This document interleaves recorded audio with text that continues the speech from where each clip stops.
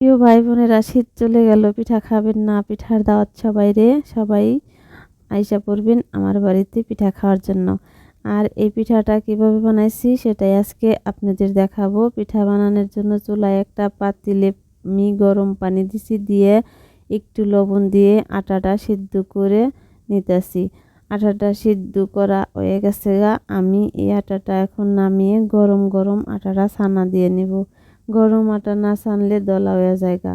তাই তো যত বেশি সম্ভব গরম তাই ছানা দিয়ে নেবেন। আর পিঠা বানানোর নিগে দিয়ে দিলাম নারকেল। নারকেলটা হয়েছে আমি চিনি দিয়েই জাল দিলাম, গুড় আর দিলাম না। চিনি দিয়ে ঝরঝরা করে নারকেলটা জাল দিয়ে নিলাম, কিছু এলাচ আর একটু দারচিনি তেজপাতা দিয়ে। আর নারকেলটা হয়ে গেছে, সবাই এখন বসে পড়বো পিঠা বানানোর জন্য। আর এই পিঠাটা একসাথে না বানালে একলা একলা কিন্তু এই পিঠাটা বানান যায় না, যারা বানান তারা বুঝেন। এই ছোট ছোট করে বানান লাগে, তাই তো এই পিঠাটা বানাইতে মানুষ লাগে। আমরা 4-5 জনে আছি, বৈশা বৈশা সবাই বানাইতেছি। অনেকগুলা পিঠাই বানাবো, সবগুলা পিঠা এইভাবেই বানিয়ে নিব। সবাই মিলে বৈশা বানাইলে কিন্তু ভালোই লাগে, তাড়াতাড়ি হয়ে যায়। আর আজকে আমরা কিছু হাতে কাটা সেমাইও কাইটে নিব এই পিঠার ভিতরে দেওয়ার নিগে।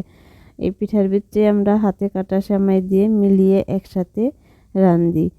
আর আপনারা চাইলে সেমাইটা নাও দিতে পারেন, এমনি খালি পিঠাও রাঁধতে পারেন। জানি না কার কার দেশে পিঠাটা কিভাবে খায়, আমরা যেভাবে খাই আমরা সেটাই দেখাইলাম। আমার সেমাই কাটা পিঠা হয়ে গেছে গা।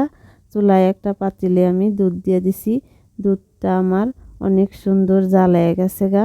আর অনেক ঘন করে জাল দিয়ে পিঠাটা ছাইড়ে দিলাম। এই দুধের ভিতরে কিন্তু আমি এখনো কিছু দিইনি, শুধু দুধের ভিতরে পিঠাটা ছাইড়ে দিলাম। দুধটা কিন্তু জাল পেরে আমি এত সুন্দর কালার করছি।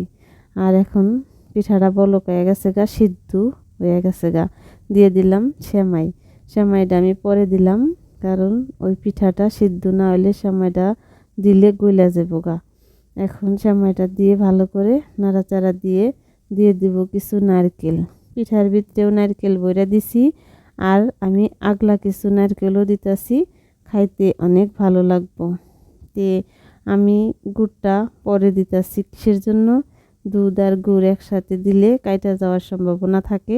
তাই তো আমি গুড়টা আগে জাল পাইরা ঠান্ডা করে নিছি, নিয়ে তারপর আমি এখন ডাইলা দিলাম।